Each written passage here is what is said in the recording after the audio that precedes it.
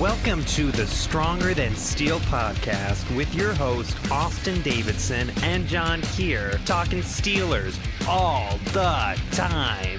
Now, here's Austin and John. Hello, and welcome back to another edition of the Stronger Than Steel podcast. My name is John Keir, and joining me, as always, is my co-host, Austin Davidson. Hello. Austin, the Steelers are 2-0, and it wasn't pretty. And it was typical Steelers fashion. They allowed the Broncos to come back into the game, but all is well as they pick up the 26-21 victory, move to 2-0 on the season. The first time they've been 2-0 since 2017, and they'll have an opportunity to go 3-0 this week, which will be the first time they've done so, if they can do it, since 2010, a year that the Steelers last went to the Super Bowl. So that's pretty interesting. And, you know, it hasn't been pretty, but 2 wins is 2 wins. Man, it'd be great if we could string it together to get a third win over Houston, but even if it's not pretty, a win is a win, like you said. A lot of things to like, a lot of things to not like about it. Just initial thoughts in terms of what you liked from this game. I liked the fact that the defense put the pressure on Jeff Driscoll and Drew Lock all game long. I know they give up their plays on the back end, but I like the way they played. I like the way that most of the Steelers receiving core played as well, and I thought James Conner had a pretty solid game too. Yeah, I agree to that. Go to the other side of things. I didn't like the screen game. The screen game was awful in this game, and so far this year, the screen game just hasn't been working for the Steelers. Getting linemen in the way, it's just not working. Running backs catching the pass. Not working the screen game. That's something that's been struggling a lot lately the last few years, and I think that for now, I don't want to say completely give up on it, but I think for now it needs to be scrapped and they need to completely redevelop how they do it and how they practice it, because it's, like you said, it's not working at all. Yeah, it's terrible. Like them even trying to attempt it. It's so weird to me. To me, the screen seems like an easy play to coordinate. Like if it gets red, then it fails. But the Steelers can implode on themselves. Yeah, there's a lot of things that are clunky about it.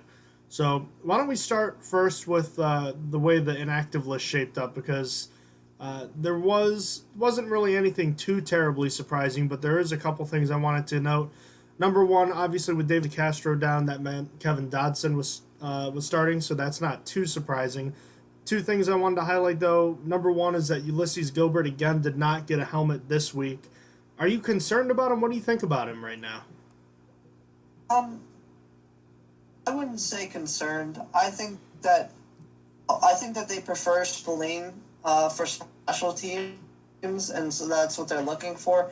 I guess they trust Spillane more on defense, because he played at least 5 snaps on defense.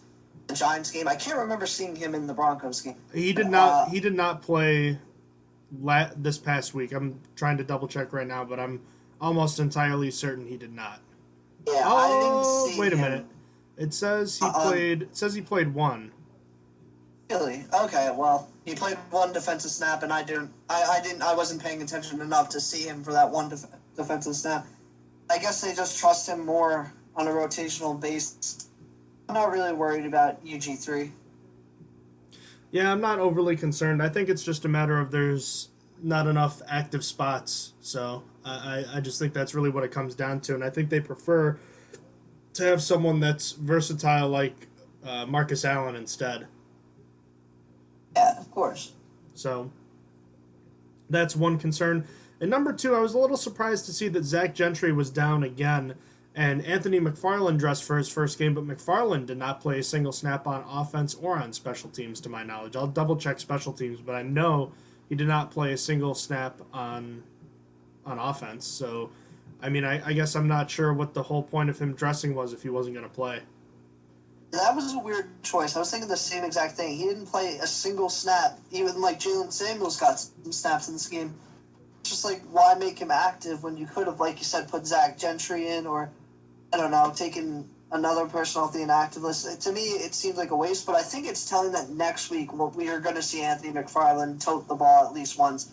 Or I guess I should say get at least a snap, or 1 step at a time. No special team snaps for him this week, so That's where we are at. So it was pointless. Yeah. It was pointless to have him active. Wouldn't it just, I mean, I don't know. The only thing I can think of, and it sounds kind of silly to me, but maybe they were just trying to get him ready to, get ready for the game day experience of you got to go through the warm-ups, you might be needed, you might need to be counted on today, so you have to be ready. So I don't know if that was a mental thing, but that seems like a lot of work for someone just so that they can get ready next week. Yeah, I don't know. Maybe they just went away from maybe they were going to use him and went away from the game plan. Who knows what they thought. I'm sure it probably did have something to do with the game flow, but I think personally I'd have rather used it on the third tight end and Zach Gentry, even though I've never been that high on him. I think that he had more of a use in this game than someone like McFarland would have. I would have thought they might have used him, but I don't understand dressing 4 halfbacks and 1 fullback. Yeah, it doesn't really make sense. You don't really need that many halfbacks. It'd be one thing if they were running the ball 40 times a game, but I mean, they aren't, There's no point for it. Yeah, it's just a waste. So, that being said, as we touched on in the beginning, this was not a pretty game, but the Steelers won. Why don't we start with looking at the Steelers' offense this week? Some ups and downs. A lot of people came out of this game talking about how the Steelers didn't run the ball enough or run it well enough, I suppose. I wanted to take a deeper look into things because I felt like the Steelers' running game, wasn't great, but I thought that it did enough when it was called upon. So, a lot of times you see success for a running back determined by yards per carry, and that's a statistic that I've typically believed in, but I think that there are more analytical and accurate ways to determine a running back's performance on the ground, and one of them is successful run rates. And I forget the exact definition for it, but I believe, and Austin, you're gonna have to either double check for me or either confirm or deny it for me, but I'm pretty sure it's on first down you have to pick up at least 40% of the yards needed for a first down. Second down it's 50%, and on third down it's a first down. I think you're in the process. I think you're right. I think 40%, then you need 75, and then you need all of it. Go ahead. I'm not sure on the exact numbers. It's close to that though. It's close to what you said.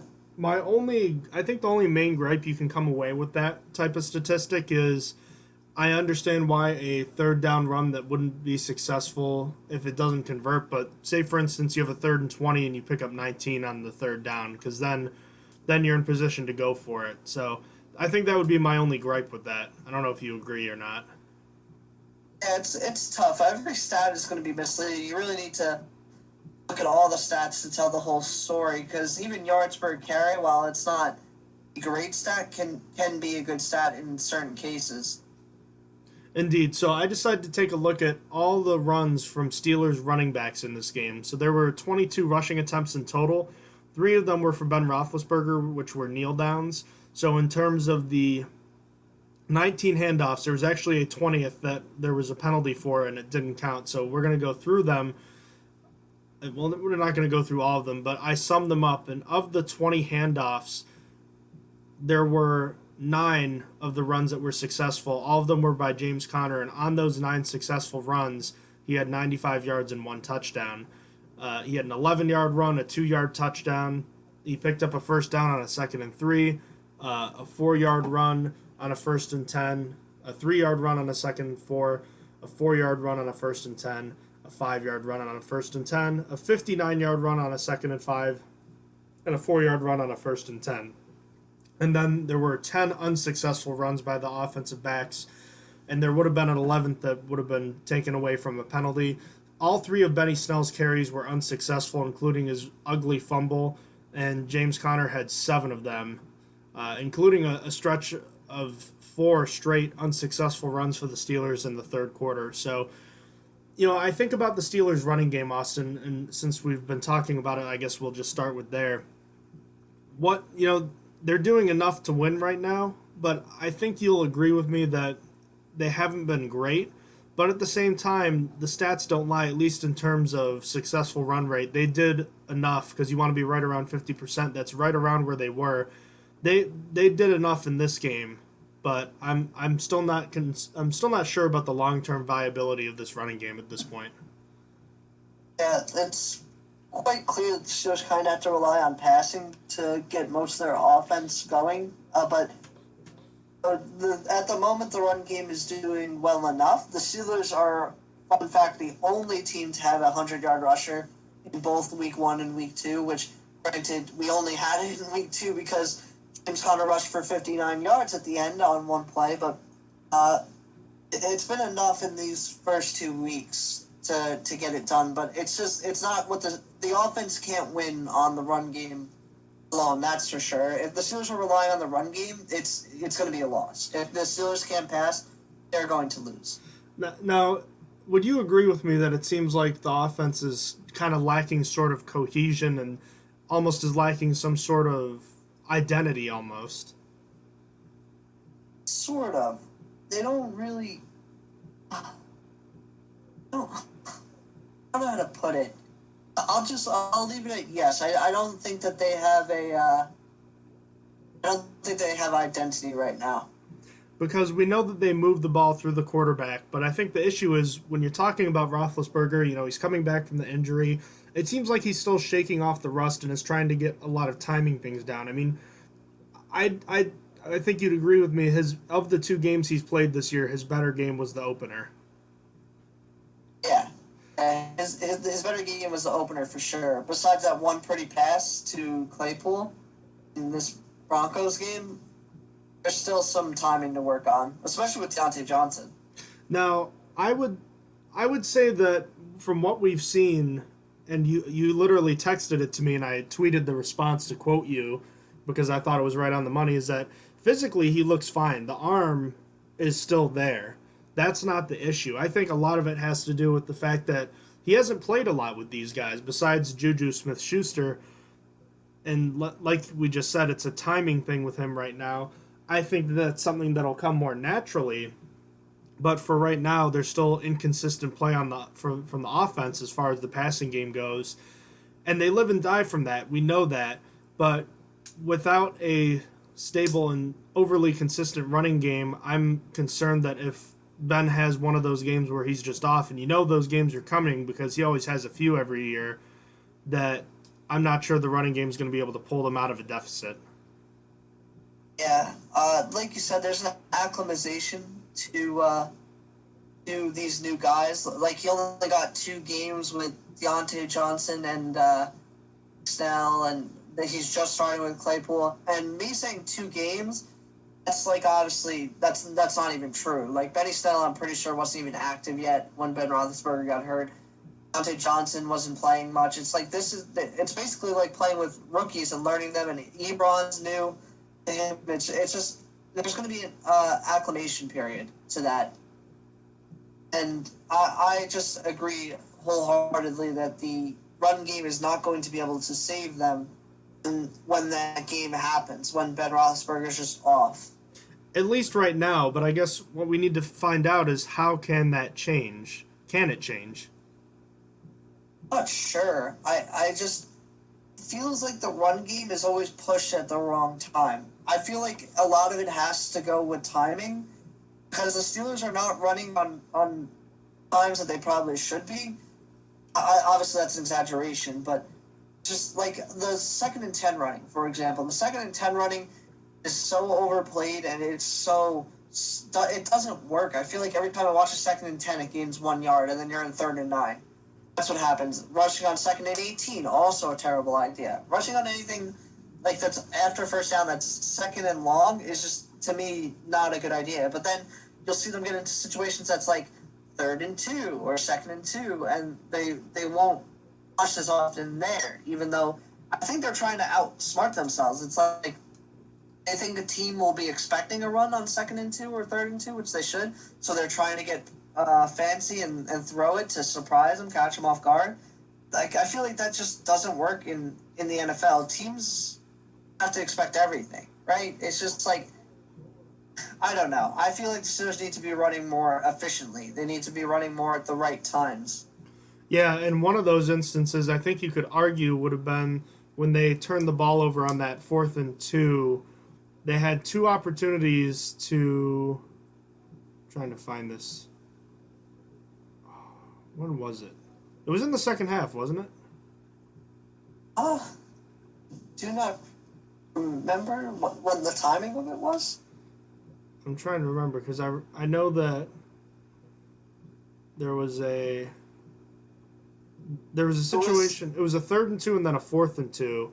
It was the drive started at 8 minutes in the third. Oh, 8 minutes yeah, left yeah. in the third. So it's a 3rd and 5 from the Denver 35, and there's 2 straight passes, and those are situations where I think you could argue that the Steelers probably should have run. And this is the thing I was talking about with you, Austin, beforehand, is that I remember on the 4th down play it was an empty set, and I'm conflicted about running the ball in this situation only because the Steelers for years now seem to love these runs out of the shotgun, and Ben Roethlisberger doesn't like getting under center that much, which, that's fine, that's his choice, but I just think that the running game, when you've got running backs like James Conner and Benny Snell that like to get ahead of steam as they're going downhill, running from the shotgun doesn't do them much in terms of service because it's limiting their range of motion in terms of where they can go. At least that's just how I feel. I feel like it's a lot better for a running back to get downhill more when it comes to these guys because Le'Veon Bell worked fine because he was a patient runner. He could sit there and wait and decide where he wanted to go. Connor and Snell aren't wired that way. They're hit-the-hole guys. So I think that if you line up at least with 2 tights there, or maybe a halfback and a fullback, maybe at least show some sort of threat of a run, even if it's just from the pistol, I think that would have been better than what the Steelers ended up doing. I think so too. I'm an advocate for using Derek Watt more. Usually putting Watt on the field means taking Claypool off, but in that situation specifically, I think it would have been cool because I think that Watt's more of a utility fullback than anything. Like, he's a really good special teams player and he's good at blocking, but I'm not going to say he's as good as like Juszczyk, but like he can catch a ball. I saw him do it in L.A. or San Diego. I feel like putting him there, like, and having him run out in the flat is like not. It could be an option there. Like, if you're, like you said, like, you don't have to run, but he is usable on offense. That's the thing, and they paid him like that. He is usable on offense, not just for special teams. Yeah, and I understand that. Like, I was originally saying somewhere between 10 to 20 snaps. I think 20 might be a little in excess, but I don't think 10 to 15 is outrageous. I understand that you're taking one of these young receivers off the field if you're doing that. Sometimes. There's also the possibility of changing up things with the 2 tight ends. And, I mean, why don't we talk a little bit about the fact that both the tight ends have not been impressive so far, especially as blockers, which, I mean, is not that unexpected for Eric Ebron. He's been better than what he has been throughout his career, but he's not a blocking tight end. He never has been. No, it's Ebron's always just been a pass-catching kind of guy. And a vertical threat, if you will. And, I mean... McDonald just fell off a cliff. Yeah, so, I mean, Ebron had 3 catches for 43 yards. He had some impact. I think that he'll be brought along and he'll have a bigger impact as time goes on. But the guy I'm really concerned about is Vance McDonald. I mean, he has, 2 catches this year? And they're, like, for 6 yards. 2 catches for 6 yards. I think each one was 3 yards. Yeah, 3 yards. Yeah, and he's not blocking well either. I mean, it's 2017 Vance McDonald blocking seems like such a long time ago. Whatever's happened to him over the years, his blocking ability is just gone, and he's offering nothing at all. That guy's making $5 million, and he might be the worst player on the field for the Steelers offense. And it sucks because, I mean, I like the guy, but for whatever reason, he's not what he once was. And the Steelers are just getting killed out of these 2 tight end sets. They're just manufacturing a big, heavy formation, and they're not getting much production out of it, at least in the ground game. So I don't even know what the solution here is, which is why I was thinking maybe you could activate a guy like Zach Gentry and maybe give him a chance if you're not going to do a tackle-eligible guy like Gerald Hawkins. But they must have no faith in Zach Gentry at this point. Yeah, and that's not very good. They drafted Gentry higher than you have wanted. You thought that was a terrible pick. I remember that, and it looks so far it could be that way if he's not ready to like just come in there and give him a chance. If they're really that scared, it's not a good sign. Gentry, but and it's just like you got to think that like all the injuries that he suffered like in his time in Pittsburgh and even his time in San Fran have probably affected his abilities. Like that's like the only explanation. It's like he's a guy that couldn't escape injuries since getting to Pittsburgh. He's just been injured in several different ways. Just really affecting like how he plays now, and it's affecting how he blocks. I think. I wish. Oh, I know you weren't high on him at the time, but imagine if Foster Moreau had lasted 4 picks later and the Steelers had him instead of Zach Gentry. Yeah, I thought that drafting a blocking tight end wouldn't be a good idea, but at the moment having a blocking tight end seems like a luxury right now. Well, at the time, 2 years into his Steelers tenure, Vance McDonald was still a good blocker. You know, he was at least good enough, and now it's completely gone. And Ebron was never good at it. So you're throwing out 2 guys that aren't great blockers, and they're not being put in favorable situations trying to block guys like Bradley Chubb. Like, I've always hated when tight ends have to block these athletic ends like that. They're never going to block them. It doesn't happen. Yeah, it's terrible. Offensive linemen lose to these guys. It's not going to happen. I wonder if there's a David Johnson type somewhere in the NFL that the Steelers could trade for. I miss David Johnson.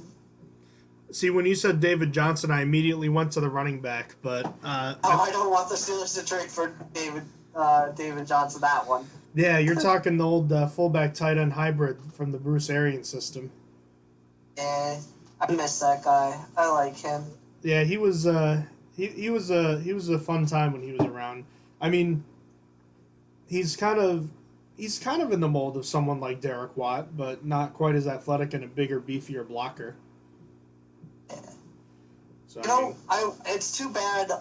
Claire from the Buccaneers is a guy that was floated around like a season or 2 seasons ago. He's a guy that could come to the Steelers. He was still with Tampa Bay. He just got put on IR though.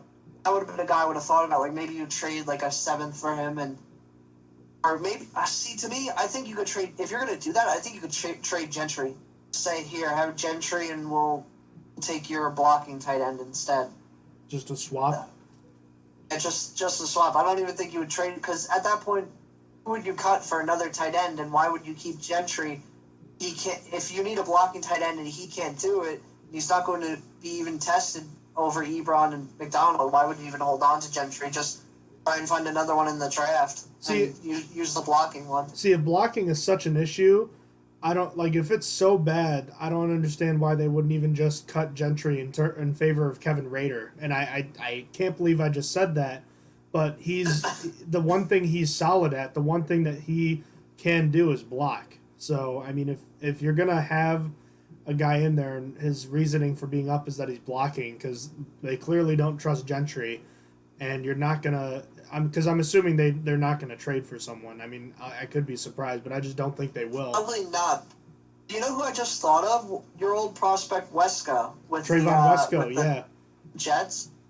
Man's an offensive lineman. I remember you talking about him. He's like, yeah, he's just an offensive lineman, really. I'm gonna look to see like what his PFF grades are, because I'm kind of curious as to how he's done. Cool. I remember him catching a pass, and like my friend sending it to me, who was a Jets fan. I was just like, wow, that guy could actually catch passes. I didn't think that would be possible at the NFL level. He caught like a 35-yard pass against us last year. So in terms of his run blocking grade, he's been grading at like a 65, which isn't great. But I'm going to try to see where that ranks among tight ends from last year. Let's see, tight ends.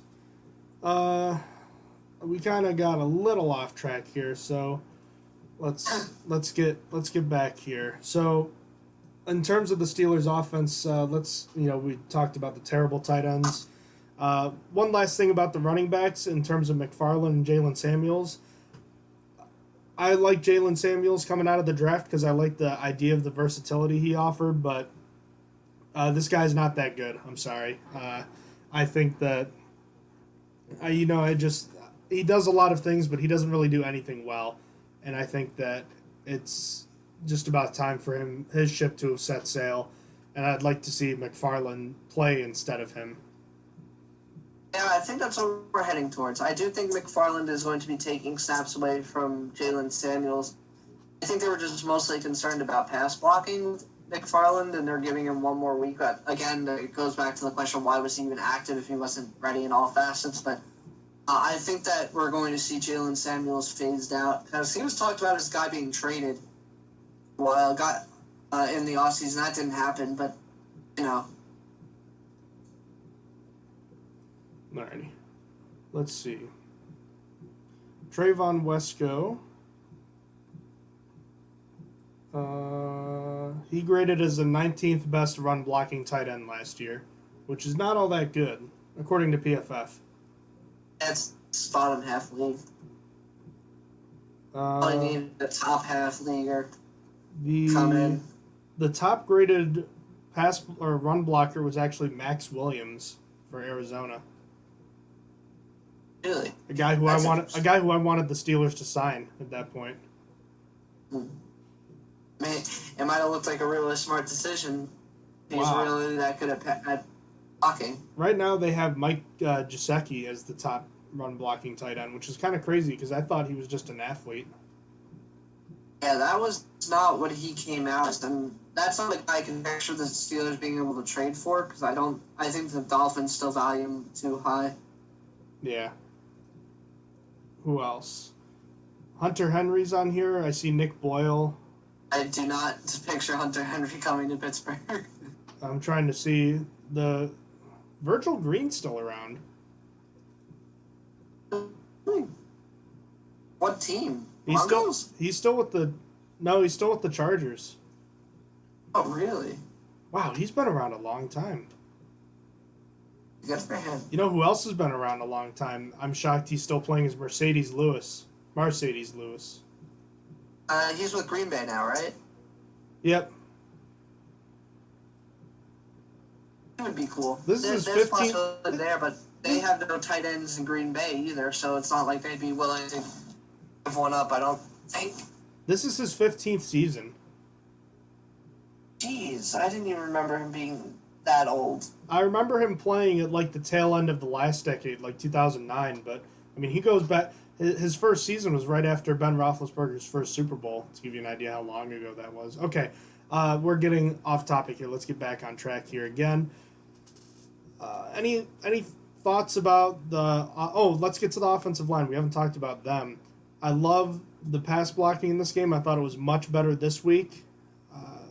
Not a fearsome pass rush without Von Miller and Bradley Chubb on a pitch count per se, but the offensive line I thought held up well. They did enough in the running game, but I thought the offensive line, especially Kevin Dodson, who graded out as the best offensive lineman on the team, played very well, and I thought Alejandro Villanueva played well too.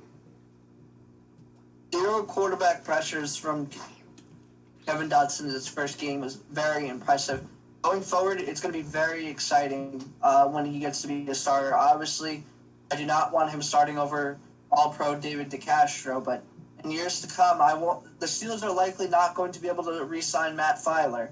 So we might be seeing Kevin Dodson start at left guard starting as soon as next season. So I'm very excited for whenever he gets to be a starter, because there's a lot of bright spots there. Not only him, I thought Chukwuma Okorafor played really well as well in his first game this season. I thought that he handled his responsibilities as well. Not as good as Kevin Dodson, because Kevin Dodson literally gave up 0 quarterback pressure. But still a respectable game from Chukwuma. Funny enough, he actually graded out as the worst Steelers offensive lineman in terms of pass blocking on PFF, but I still thought he played pretty well. He still has a solid grade here, not a great one, but a solid one. And Dodson, 89 overall, and Villanueva shortly behind him at 88.4. So a good day in pass protection. Very excited to see what could go forward from there. And, you're just hoping for more stability going forward. It'll be nice to get DeCastro back, because then that can fortify the depth along the interior, because Lord knows the Steelers depth along the offensive line has already been tested early on in the season. Oh yeah, for sure. And luckily, today is Wednesday, the 23rd, and today David DeCastro practiced in full for the first time since he got injured in training camp. So it looks like David DeCastro will be returning. Any update on Stefan Wisniewski? Everything I've seen says that his injury is not a season ender, but he's still on IR, so it's going to be at least a couple more weeks here. I haven't heard anything about him. It's going to be at least 2 more weeks, but I think maybe a little bit longer than that, based on how it sounded, but I truly don't know. It's hard to tell right now because we don't really know much about what's going on. Yeah, the 3-week IR definitely brings a new dynamic to this. It's like, how serious is the injury? We don't really know. Was there anything else? Oh, I'm just the quarterback. So, Ben, I know we talked a little bit about him, but there were, just real quickly, the things I liked and didn't like. I loved his throws to Chase Claypool and a few other throws that he made, including the one to Deontay Johnson. I know it was a little behind him, but that throw was on a rope while he was running, and I still thought that was a really good throw. And I thought I thought that he played not great, but I thought he did make some plays, which was, good for him. Yeah, I thought that Ben at times, again, was balling. That throw to Claypool was so nice. It was put perfectly, and that touchdown to Deontay Johnson was vintage Ben. I liked overall how he played. Obviously, there's still room for improvement. The interception was like the bad thing. The interception, there's no pressure. He was fine, and he forced the ball, and he didn't put it in the right spot, and he allowed Justin Simmons to go up and grab it. But other than that, I thought he did really solid. Looked like Ben, and I'm happy with his play so far this year. Yeah, that's one thing to point out. There's been some timing issues. I thought that his accuracy at times on intermediate and short throws was kind of off. And I think that, again, has some things to do with timing. And he's also been somewhat inconsistent with that occasionally. So I'm not too concerned about that. But that interception, I'm still trying to figure out if the decision to throw it was worse or the actual throw was worse. Because they were both absolutely terrible. And that is just something you cannot do. There are several reasons why the Steelers allowed the Broncos to stay in the game. I think number one, first and foremost, is the 2 turnovers, and Ben Roethlisberger's being first. That just you just have to know better. That was just bad because there wasn't even pressure. He wasn't being forced to throw that ball. He got rid of it, and then, like you said, the throw wasn't even a good throw. He needed to put a little bit more power on that to get it over Justin Simmons, and maybe it would have been better, but it was an ill-advised decision. And speaking of the other turnover, we did forget to mention Benny Snell. He had a 100-yard game, a breakout game last week, but he did fumble last week right after that Cameron Hayward interception, and then right after the safety, another fumble, and this time the Steelers don't get it back. I thought he played well last week, but he's not going to get much playing time if he's fumbling like this. And no, that was bad. The Steelers could have ended the game basically right there after that safety. As the Steelers, I don't know if you remember, they started that drive at Denver's 48. They were already in Denver's That was right territory. after. That was right after the safety. One first down. That was right after the safety. Yeah, it was right after the safety. So we're up 26-14 at that point. And the Steelers are starting in Denver territory. They get a field goal. It's basically the game is out of reach because it means they got a first down, which wastes a lot more time. And now it's 29-14 of a 15-point game, which means that the Broncos need to get 2 touchdowns with one being a 2-point conversion, which basically puts the game out of reach for the most part. Because you figure it would have been like 6 minutes left if that would have happened. Regardless, even if that doesn't happen, the Steelers punt and they can pin the Broncos deep, and they still don't have a lot of time. It's just that fumble was really, really it was momentum changing at a time where the Steelers should have not lost any momentum. Agreed. And as far as the other side of the coin goes, the defense, they're still making plays. 19 quarterback hits, 7 sacks, 2 more forced turnovers. There's a lot to like, but at the same time, they yielded 21 points. and they allowed a guy named Jeff Driscoll to throw for 250 yards and 2 touchdowns in this one. The one thing I will say is with the Steelers' high blitz rate, big plays are going to happen to opposing offenses just with how often they're going to blitz. So I'm not worried about them going forward. I think when they stop blitzing as much, we're going to see much better coverage stats, like less yards being thrown against them and stuff. But I think because of the nature of how blitzing affects the game, where like it's high risk, high reward, and big plays happen when blitzing, I think that's what shows up. But I think that overall they did well. I do agree with that, but I also think that they could have played a little better too. I think it's a little bit of both. That being said, there's room for improvement. Yeah. That being said, there were a couple of guys who did really struggle, and one of them I actually thought, and PFF agrees with me, was actually Minkah Fitzpatrick. He had that bad penalty. This actually might be the worst grade he's ever gotten for a game. He missed a couple tackles too. Not his finest day.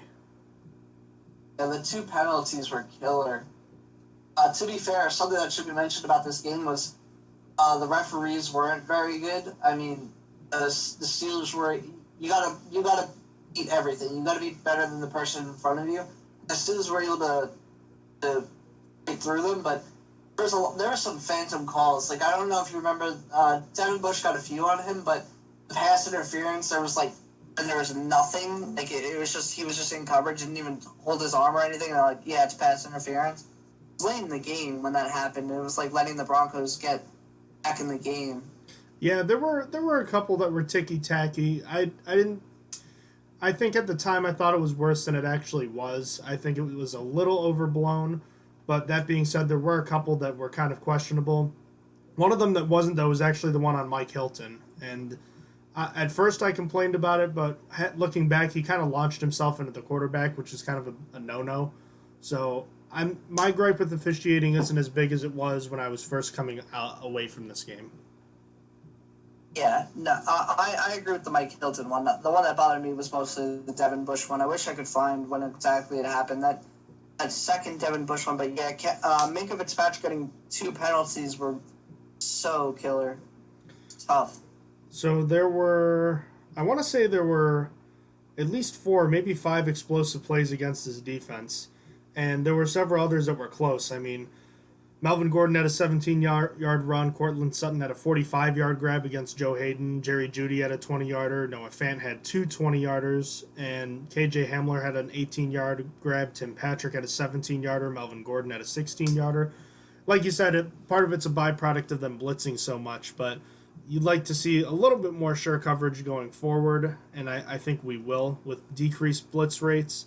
But I thought that there were times where the coverage was kind of lacking. And I don't want to take anything away from Jeff Driscoll, too, because he made some really impressive throws that you don't really see backup quarterbacks make that often. Yeah, Driscoll was actually playing pretty well. I mean, he spent a lot of his time in Cincinnati starting at the end. So, I mean, he has some experience as a starter pretty recently. So, I mean, he did pretty well, I felt like. Yeah, and he started some games in Detroit last year, too. You know what's kind of surprising is, I was as surprised as I was that he played well. I was more surprised that he finished the game because that poor guy was on his back a ton. Yeah, you see him get blown up by Cameron Hayward. That hit was I actually don't remember so that. big. I actually don't remember that, no. I gotta find it for you on Twitter.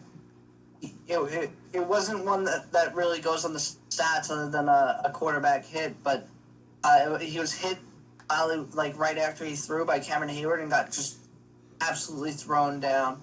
As far as the front goes, I thought Dupree and Watt were fantastic again. Especially Watt was fantastic in this game. What else? They were cooking. Watt was definitely cooking on Wilkinson and Dupree. Hayward was quieter too. I mean, he was good, but he was a little more quieter. But I think that kind of happens when you blitz as much as they were. Yeah. Yeah, the other people are really going to hit home faster because of the nature of the people blitzing. Like Mike Hilton coming in is faster. Not that him and Vince Williams coming down the middle. It's like coming fast. Like it's it's hard for Hayward. He's got to work against someone. Tuitt as well, because I feel like Tuitt's been a little quiet this year, but I don't think he's necessarily been playing badly. No, not at all. Who has been playing very well is Tyson Alualu. That guy has made the fact that Javon Hargrave left in free agency not feel so bad. He's playing like he's 23 instead of 33. Yeah, it's wild. He's playing like his draft position. He's playing up to his draft position when he was taken by the Jaguars. It's wild. Nose tackle was his original position when he played with Jacksonville, but it looks like he's like really coming into form. Apparently, like this is where he thrives. He attributed to teams game planning for everyone around him and making his job easy, but he really looks just really good when he plays, and that's amazing to see. That was one of the remarks we had on defense coming in, and I think we could see why now the Steelers decided not to trade for a nose tackle. He must have been impressing through camp. Yeah, now it looks like the Steelers made all the right decisions with nose tackle, except now, Daniel McCullers is gone. Yeah. And now Daniel McCullers has terminated his contract with Pittsburgh, and he intends to sign with Chicago's 53-man roster. No? Mm-hmm. Oh, by the way, I sent you the video on Twitter of Cameron Hayward blowing up Driscoll. Okay, I'll have to check that out. The linebackers. I thought Vince Williams was good. Tough game for Devin Bush. He hasn't quite emerged the way I think we were hoping that he would have in his sophomore season, not yet anyways. He was, he had a tough assignment in Noah Fant, but that is why he was drafted, was to run with guys like that. The way he was trailing makes me think that he's still not processing things quick enough, because we already know that he's got the athleticism to keep up with guys like that. But it's, if he's trailing, that means he missed something, I think. Yeah. He did all right. There was fouls against him as well. Vince Williams, though. Vince Williams has 6 tackles for a loss for 2 games, which is 3 more than anyone else in the league. He is absolutely destroying. And it could get worse with how bad the Texans' offensive line is next week. Like, he's been playing really well coming through offensive lines. Yeah, Mike Hilton had a couple too. I think he might have been the Steelers' best player, Mike Hilton. Yeah, Mike Hilton was all over the field. Other than that penalty where he hit Driscoll, it's tough. There's probably either him or Watt. I was just forcing so much pressure, and the 2.5 sacks were huge. And let's not discount his ability against the run. He absolutely destroyed former Steeler Nick Vannett, and I'm sure that must have felt good to watch because he didn't leave Pittsburgh on the best of terms. But, you're talking about, a 6'4", 6'5" tight end that's around 250 versus a 5'9", like 180-pound cornerback. And pound for pound, Mike Hilton's just the toughest dude on the team, and maybe one of the toughest dudes in the league. He's a bad man, and he doesn't care how small he is. He'll go in there and he'll knife right in there and make a play. And he did all week or all game. And for the most part, he's done so throughout his career. But he finally seems to have that blitz timing back. Because remember, for about a year there, he kind of struggled with it. He wasn't timing it up well, but he's feeling it now. Yeah, he's in a rhythm. I hope it continues throughout the year because it's going to be sick. The Steelers' sack numbers are going to be nasty if it keeps going like this. So we've mentioned it before, but the Steelers' pass rush rate in terms of blitzing is insane. It's sky high. They're blitzing at rates that are practically never seen before. And Austin and I have seen this graph. It's that XY. What's the technical term for that graph called? Do you remember? Like a correlation graph? I think it is, yeah. Scatter plot?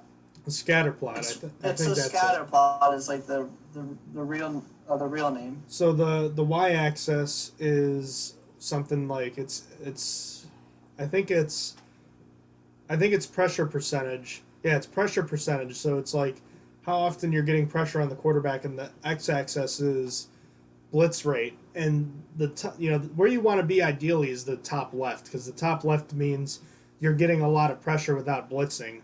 Top right is you're getting a ton of pressure while blitzing. Bottom right is you're blitzing a lot but not getting a lot of pressure. And bottom left is you're not getting any pressure and you're not blitzing at all. The Steelers are so far and away alone in the top right. They're like way almost up off the screen in the top right in terms of pressure and blitzing. I mean, they're blitzing what I think it's over 50% easily right now. Yeah, their numbers are insane. They're really taking advantage of playing bad offensive lines and young quarterbacks or unprepared quarterbacks, as it was with Jeff Driscoll, which, I mean, I guess I can't call him unprepared. He did pretty well, but not expected. They just have been blitzing the living heck out of them, and it's been working. It's been hitting home. Yeah, they've been just coming after you. I think a big reason is because they know that a lot of these young quarterbacks have just not had time to prepare adequately, and they want to make sure, especially with the Giants, new coach, they want to make sure that they have you on your heels and that they're coming after you. They're not going to give you a chance, which again will sometimes lead to these big plays on the back end, but I think it's understandable. And going into next week, I think that blitz rate is going to start coming back to earth. Yeah, the actual numbers at the moment is the Steelers lead the NFL in pressure rate and blitz rate, with the pressure rate being 45.6%, and that's on a blitz rate of 57.8%. So they are blitzing over half the time. That's crazy. And it's not just blitzing to come after the quarterback, too. They're blitzing to attack the run, to make plays in the backfield. They're playing more aggressively than I think any defense in the league. By far, the next closest team in blitz rate is it's Buffalo, and then it's either Buffalo or Bears. They're kind of on par with each other, but it's not even close because it's definitely Buffalo, but Buffalo's blitzing 33% of the time. It's a big difference from 57.8% of the time. Yeah, absolutely. That's just wild to think about. So, again, a mixed bag from the offense and defense. What about special teams? How'd you think about their performance? Colquitt had a not so good punt in this game, and then he kind of turned around and had a much better punt. But overall, special teams was all right. They were gifted a safety because their punter just kind of dropped it. But overall, I thought special teams was okay in this game. Boswell was back in his usual form. I want to give a shout out to Colquitt, even though he had a bad punt. I don't know if you saw, but one of the field goal attempts was a horrible snap from Cameron Canaday that he basically dribbled up to Colquitt, and he handled that and turned it around. They didn't even have to slow the play down, so he handled that hold perfectly. I didn't actually even see that. I didn't see that on the replay. That's awesome. I'll have to find that for you, but it's a shame. Oh, you know what I wanted to mention? That I forgot about it. Cameron Sutton, man. Cameron Sutton really had a tough day on special teams, I would say, to pick someone out. Unlike the first kick return of the game, Deontay Johnson got tackled by Cameron Sutton, basically. And then later on in the game, it made it worse. Cameron Sutton had a penalty. I forget what it was. I'm pretty sure it was holding. But Deontay Johnson had run back a punt return touchdown, and it got called back because Cameron Sutton got a penalty. So he got a really rough game. But before I move on from the kicking game, it's just quickly, Ray McLeod looks like a really solid kick returner. He's had only a handful, but every time he's done it, it's looked pretty good, which is really nice. Yeah, he had the longest kick return for a Steelers player since Week 17 of the 2017 season, that Juju Smith-Schuster 99-yard touchdown, which I'm sure you remember. Yeah, that's really sad, and it's really hard to find kick returners. There was only 49. Yeah. 49 yards. McLeod looks like a real upgrade there. And not just that, because the blocking has been much better, too, so I want to point that out, too. But the kick return game finally looks like it won't be, at the very least, won't be so horribly and far away the worst in the league. It might even be league average this year, and Ray McLeod, I feel like Ray is going to break at least one this year. Maybe. We'll see. I'm willing to say that Deontay Johnson's going to get a punt return touchdown, but he's also going to fumble it probably 3 times. Yeah, now Johnson, Cameron Sutton's lucky because on the very next play, Claypool had his 84-yard touchdown. By the way, Claypool, 3 special teams tackles.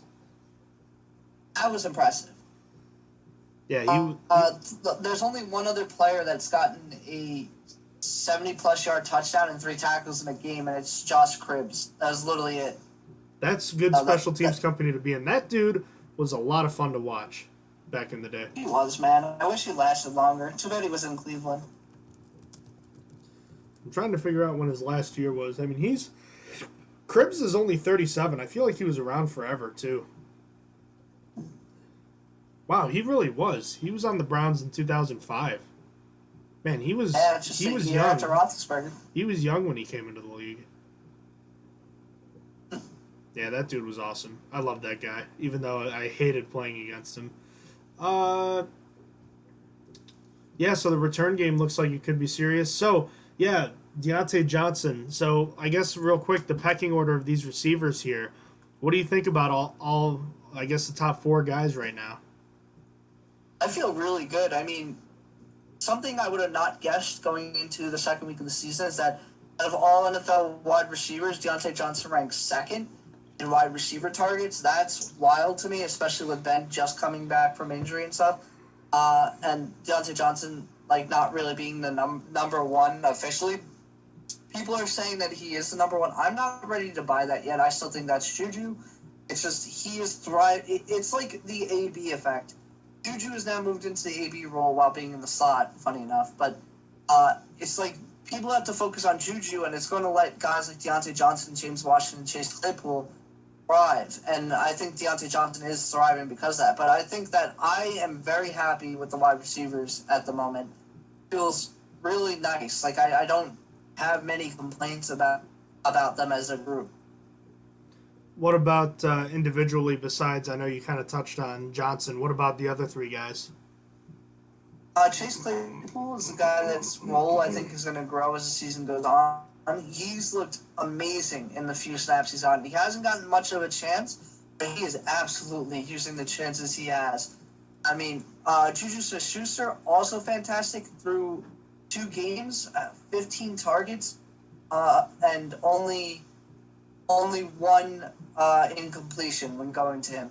He only had 48 yards this game, but I mean, after the 2 touchdown game last week, I cannot complain about the little yards. He's still being reliable, and so far, I haven't seen that traditional Juju drop where it's it's an easy ball, he takes his eyes off of it, and so far, I'm liking what I'm seeing there. And James Washington also I was seeing him. He hasn't been playing very much. But when he has come into play, he's played strong, his touchdown against the Giants, that was big. He came up big with a big 10-yard catch in this game. So I like the Steelers wide receiver room at the moment. All 4 of them have scored a touchdown. Yeah, the ball is being spread. And it's not just being spread to guys for the sake of giving it to them. It's being given to who has the hot hand. I mean, Smith-Schuster was hot early, then it was Deontay Johnson late. Claypool was sprinkled in. Washington has had a handful of grabs in each of the games whenever needed. It's been good. Yeah, I like what's going on here right now. Any final closing thoughts on the Steelers game? No, I don't think so. Alrighty, just quick look ahead. Or actually, you know what? Let's not do that just yet. We already talked a little bit about what's going on with the Steelers.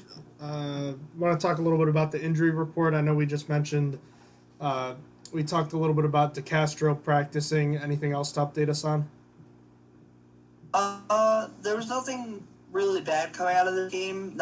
Everyone finished this game. However, Tyson Alualu had a thigh contusion. Deontay Johnson has a toe injury.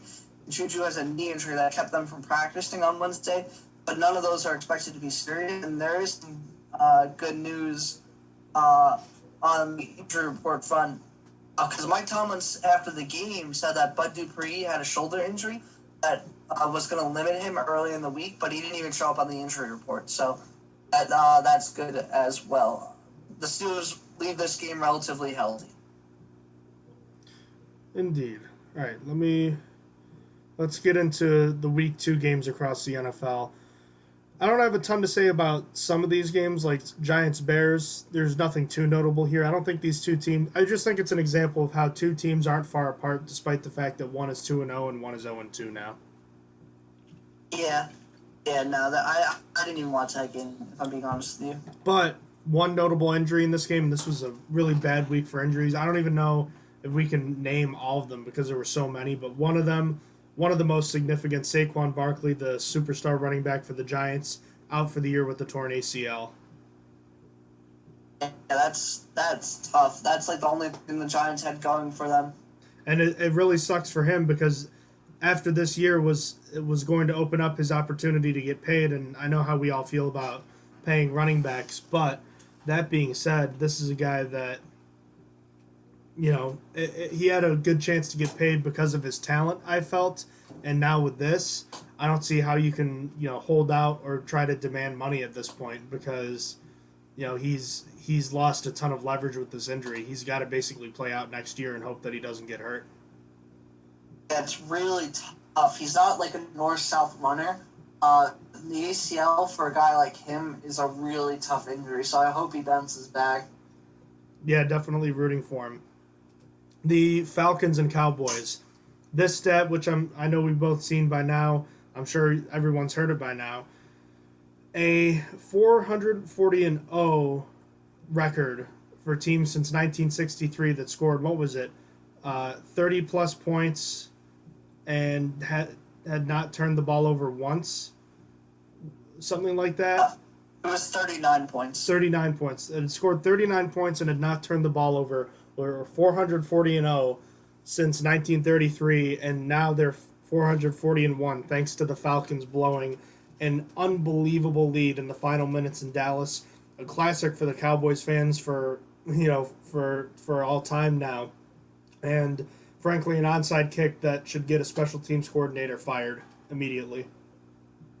I have no idea what happened that entire time. I watched the video, and I just look, and I'm like, why are they just looking at it?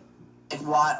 Like, I want to understand what the process was. I really should go and Google what, people said in the interview, because I really just didn't understand. Like, I did not understand what was happening. Did they not understand the rules with the onside kick? It's just it's something that the Falcons have been accustomed to. They've been one of the best teams at running the onside kick. I don't know how they didn't understand the rules, and just incredible. The Falcons were up 20-0 at one point. It's just they are really, really good at choking away leads. It's pretty impressive. Remember the name Dan Quinn as we move along here. Lions Packers.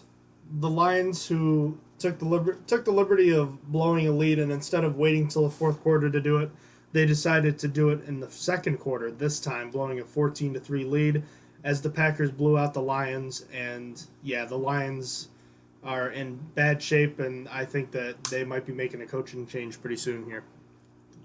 Aaron Jones rushed 200 yards on them. That was wild. He had 168 yards on 18 carries, and he had over 200 total yards. The dude was a monster. Ridiculous. Remember the name Matt Patricia. Jaguars, Titans. The Jaguars are more legit than I thought they were. Steven Gostkowski, who missed a PAT in this game as well, also made a 49-yarder that ended up being the game winner. So he's 2 for 2 in game winners for whatever that's worth. 2 wins. And the Titans, unspectacularly, are 2-0, just like the Steelers. And the Jaguars, despite now being only 1-1, are more legit than I thought they were. Yeah, the Jaguars are actually playing pretty good football. I have a feeling that they might not finish last in their division. I'm not sold. I feel like that there's a chance that I don't think they can make the playoffs with the roster they have, but I don't think they're going to be last in their division. I'm not sure who is. It's hard to say that the Texans. At the moment, the Texans look like the most likely because the Texans have a decent chance at starting 0-3.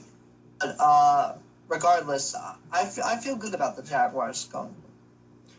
A team that should not have any good feelings right now is the Minnesota Vikings. They dropped to 0-2 and looked horribly unimpressive. I think Kirk Cousins had something like, 2 completions at some point right up until the 2-minute warning in the first half.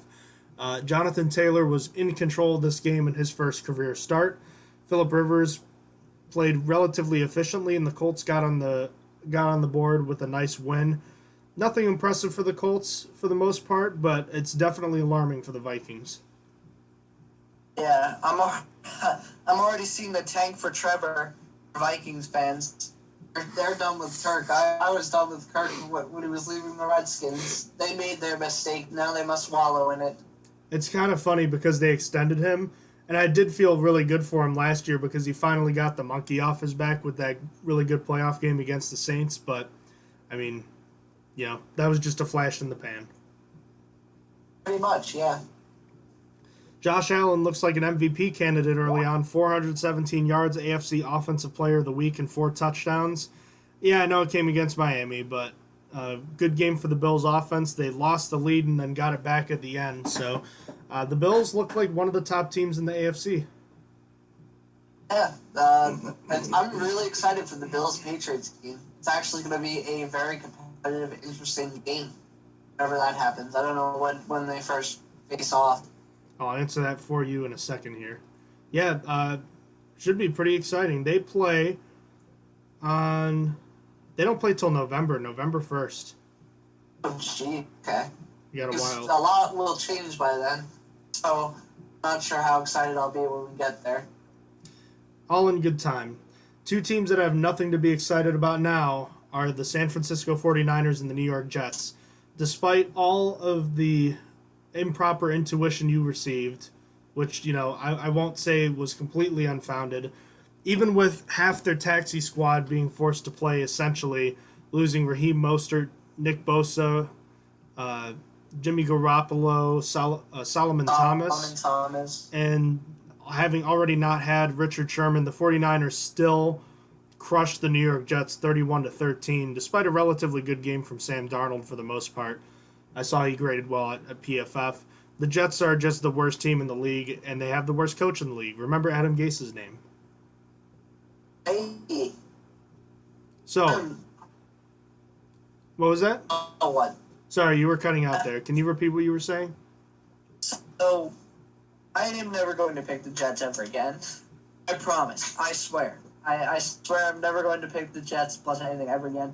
Because not only did I learn they are the worst team in football, they are quite possibly a historically bad team. Got like one of the 0-16 Lions teams.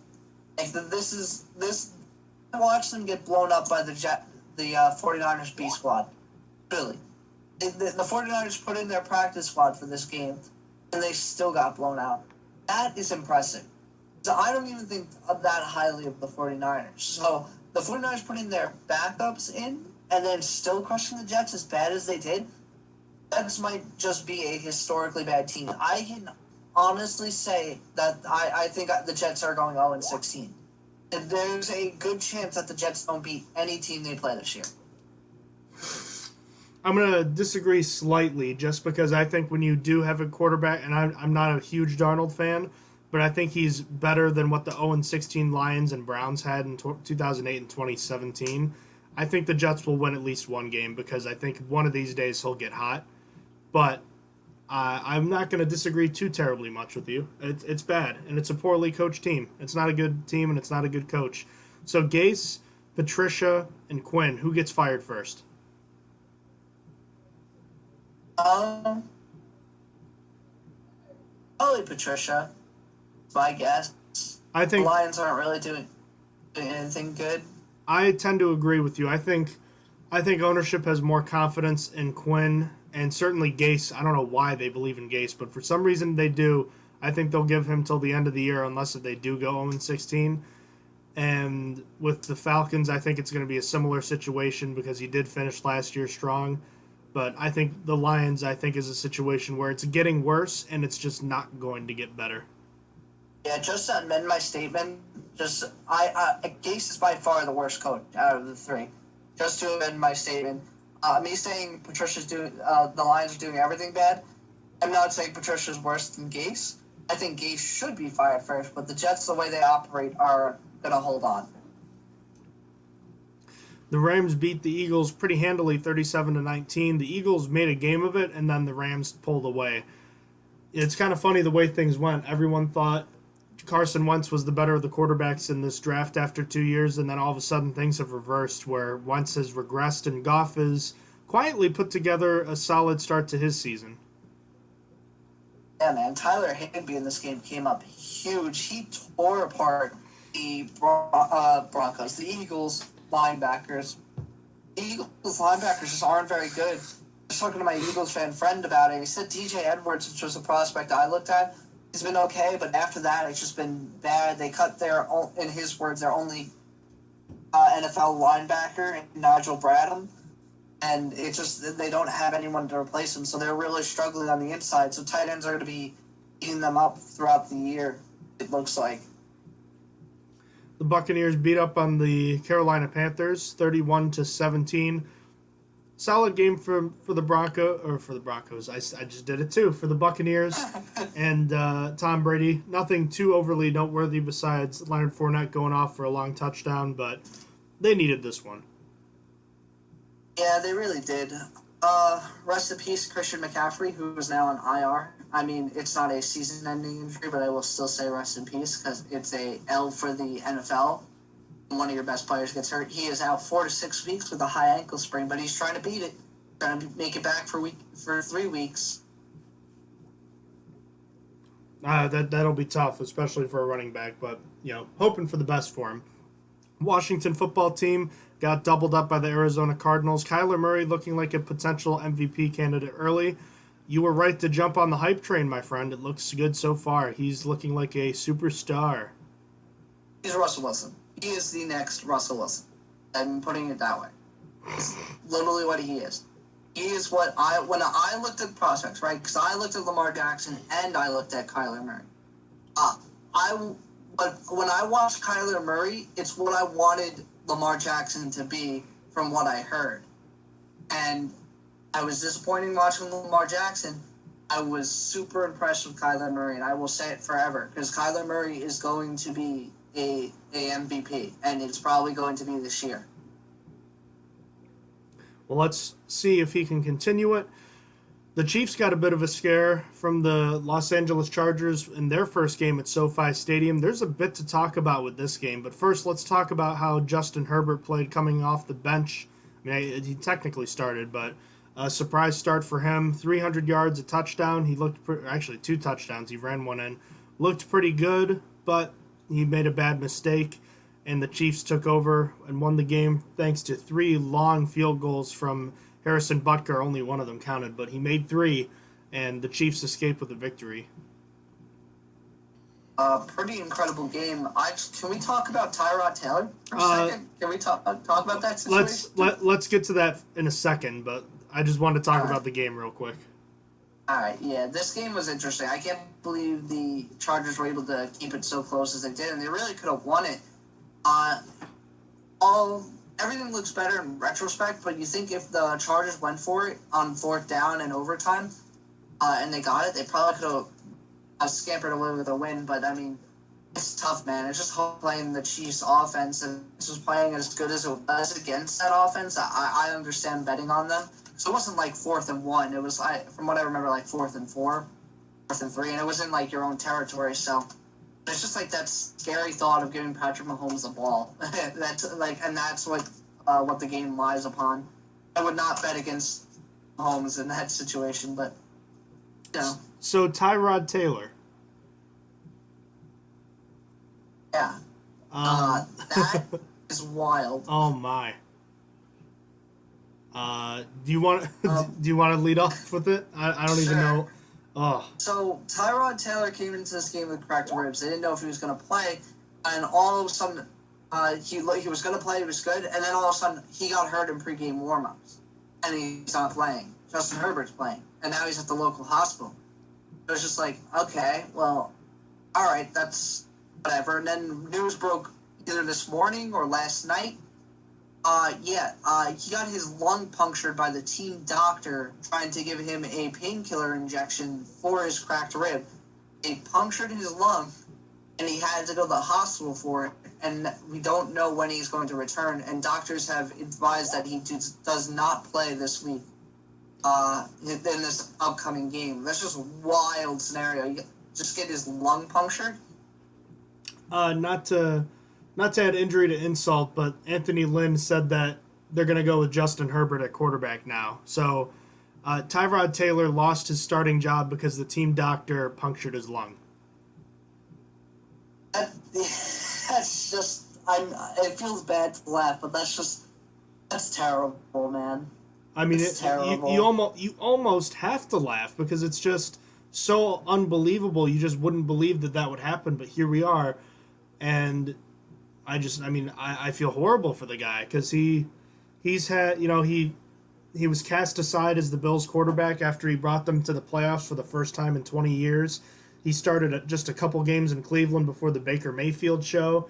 And then here we are, he's getting, 2 games, not even, he gets 1 game in Los Angeles, and then the team doctor punctures his lung. He might not, who knows when he'll play again because it's indefinite. They didn't give a timeline. He could, I hope not, and I don't think so, but he could feasibly never play again if it's something serious enough. We don't know.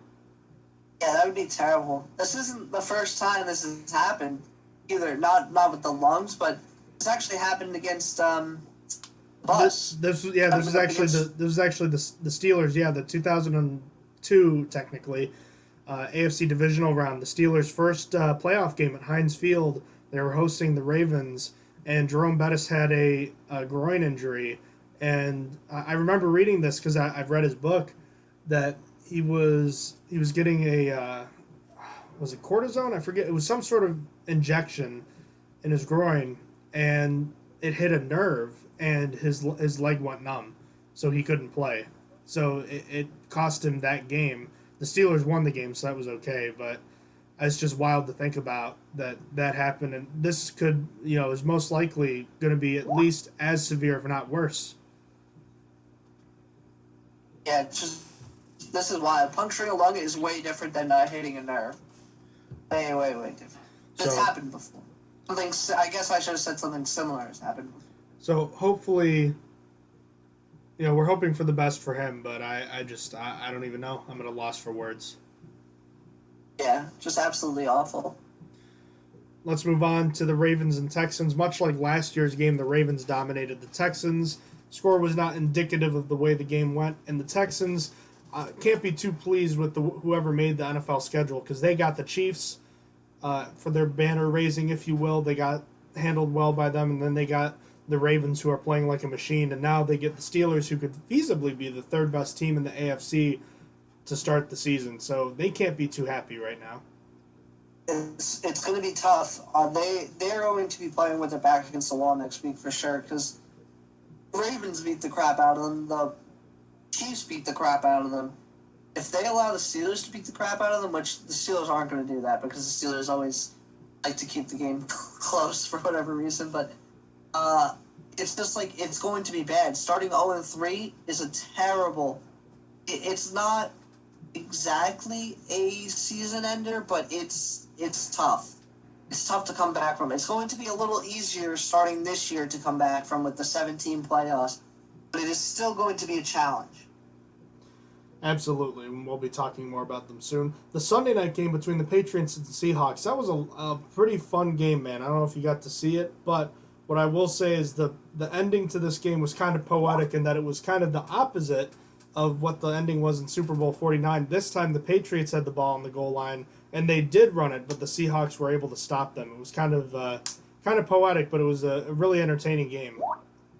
That was a really good game, and I'm starting to rethink my opinion on Cam Newton at the moment. Me too. I haven't changed it yet because the Seahawks defense so far this year has been garbage. They're not winning games because of their defense. Their defense has been awful, giving up 450 yards to Matt Ryan, and then this performance with Cam Newton. And then Cam Newton also played the Dolphins, which their defense isn't anything to write home about either. I'm a big fan of Xavier Howard, and I like the Xavier Howard-Byron Jones pairing. But other than that, that defense isn't that crazy, and I didn't think his first game was amazing. I really liked Newton's game against the Seahawks, though. I am starting to think about changing my opinion on him that I thought he was washed. I'm about a week or two away from that too. Now I will say is that, like you said, you want to see him play a better defense, and I'm not sure that he's going to last through the year, but I have to admit, so far he's played better than I thought, and I give him kudos for that. Yeah, I agree with that. The Monday night game, I'm not 100% surprised with the way this game turned out, but a 10-point victory is not what I expected from the Raiders. I thought they could win. I didn't think it'd be by 10. Drew Brees looks not good right now, and the Raiders opened up their new stadium, which looks really cool, by the way, with an impressive 34-24 win over the Saints. I just don't really know what happened. Like, I turned the game off, and the Saints felt like they were in control. And then, I came back and checked the score the next morning. I was like, oh, that happened. So, I don't know, man. The Saints are a team I've given up on, thinking that they're going to be a top-tier team. It's just they always choke. Even when they're really good, it's just they're not good. And right now, they don't have their best offensive player in Michael Thomas. I guess you could argue it's Alvin Kamara. But to me, Michael Thomas is their best offensive player. I'm seeing something on ESPN, just wanted to mention to you. I guess Mark Barron's going on IR. Just thought I should throw that out to you. Yeah. He didn't play, did he? I guess I forgot about that. He hasn't played for the Broncos yet. So, a couple other things to note. Gale Sayers, the Hall of Fame running back formerly of the Chicago Bears, died. He was 77. My mom actually texted me about him. I didn't know a ton about him, but I knew that he was a very electric player when he was with the Chicago Bears back in the late 60s. He actually only played 7 years, but he was so effective in that time. He was such a great player that they put him in the Hall of Fame. He's one of the best Bears ever, for sure.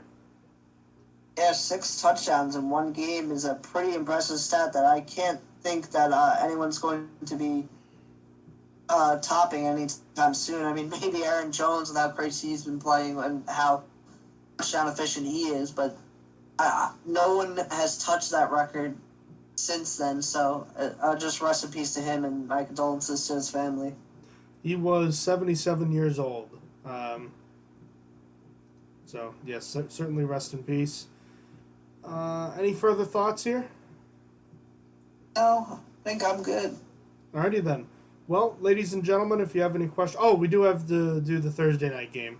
The Dolphins 0-2 are playing the Jaguars at 1-1.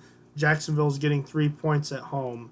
So, this is a game that I definitely would have picked differently 2 weeks ago, but I'm going to go with the Jaguars, cover the 3 points.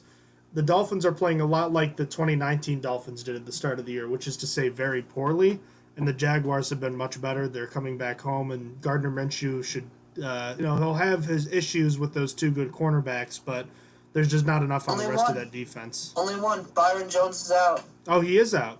Well, Minshew just doesn't have to go to that side of the field then. Yeah, exactly. He'll be good. But with that said, I'm picking the Jaguars to cover as well. I think the Jaguars have been playing well with the team they got. I'm worried about Chark, because Chark is questionable, and I'm a really big fan of Chark's, but I think he's going to play, and I think that's enough. If Chark plays, the Jaguars should be able to cover. Alrighty. Well, ladies and gentlemen, if you have any questions about the show, please feel free to email us at strongerthansteelpodcast@gmail.com. Check out our website, strongerthansteelnfl.blogspot.com. Visit our social media platforms. We're on Twitter, Instagram, and Facebook, and our episodes are posted on SoundCloud and YouTube under our name, Stronger Than Steel Podcast. Austin, thank you for joining me today, and thank you, as always, for listening to the show. We'll be back later in the week to talk about Steelers and Texans. Until then, thank you for listening to the podcast. Bye. You have been listening to Stronger Than Steel Podcast. Thank you for joining us today, and don't forget to check out our website listed in the description below.